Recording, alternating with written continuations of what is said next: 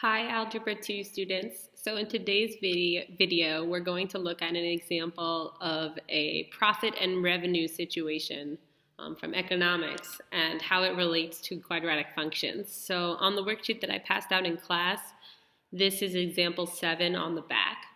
And it says to sell X waterproof CD alarm clocks, WaterTime LLC has determined that the price in dollars must be P equals 25 minus 2x, which is the demand equation.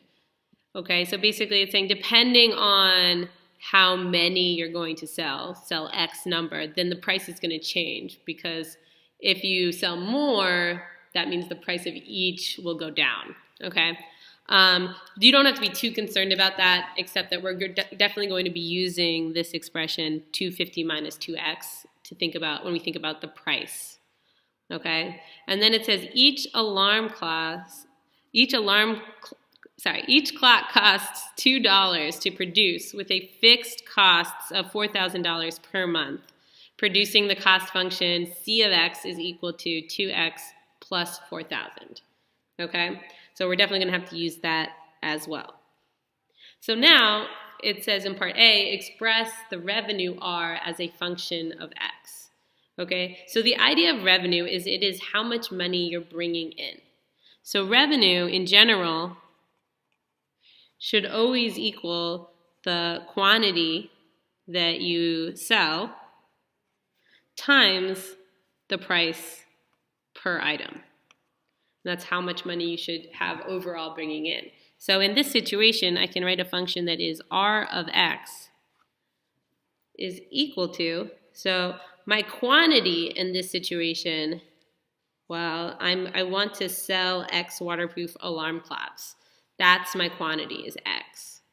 So I say X times the price. We have the price here as $250 minus 2X.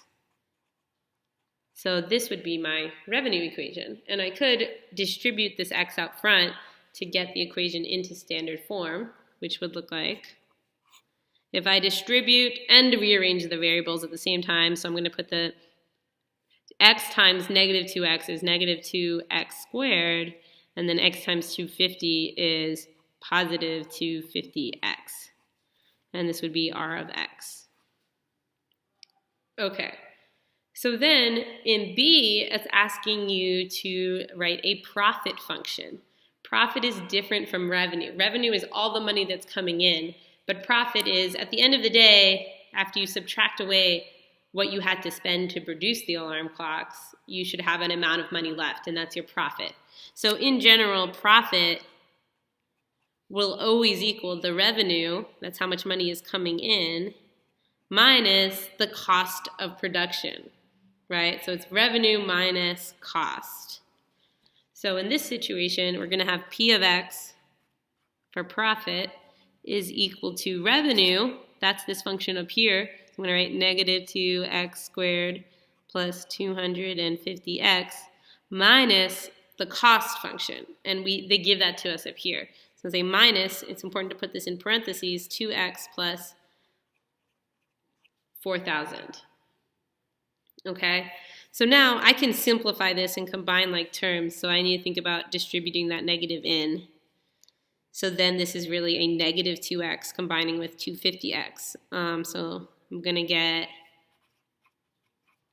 negative 2x squared plus 248x, because I'm doing 250x minus 2x to get 248x. And then distributing the negative to the 4,000, I have minus 4,000.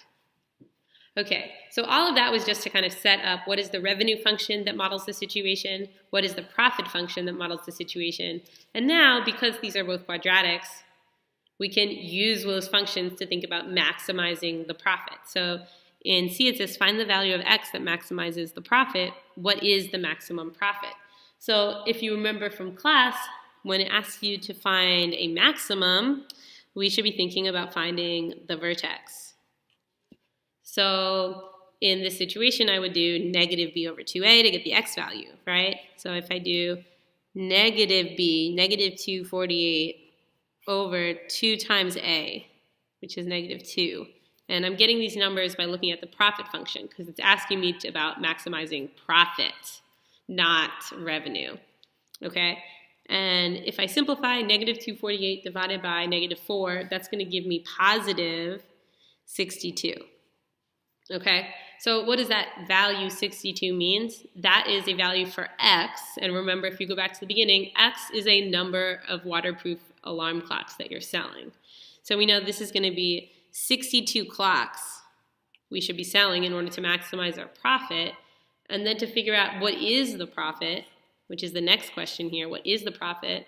You would plug 62 in for X into the profit function. So I would do P of 62, which means anywhere I have my X in this equation, I'm putting 62. So I get negative 2 times 62 squared plus 248 times 62 minus 4,000. And if you have a calculator, you would find that this simplifies all down to 3,688. So since this is our output in our profit function, this is in dollars. So we know $3,688 is the profit. And not only this is the maximum profit.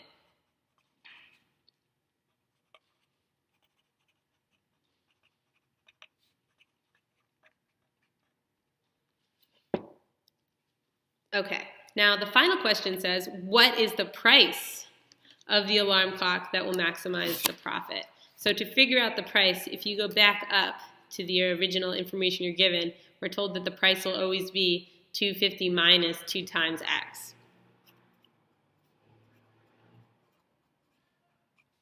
And then when the profit is being maximized, we know the value of X, which we found up above, is 62.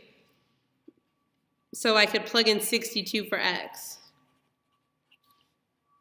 And I get 250 minus 124, which is 126. So that's telling me that the price per alarm clock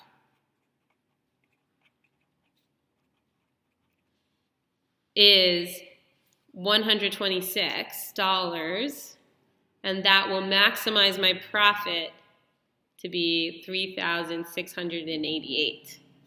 Okay? So this is just one more example, and the key things to kind of highlight is that revenue is always going to be quantity times price, and then profit is always going to be the revenue minus the cost. So we'll be practicing more of these problems tomorrow in class. Have a good night, guys.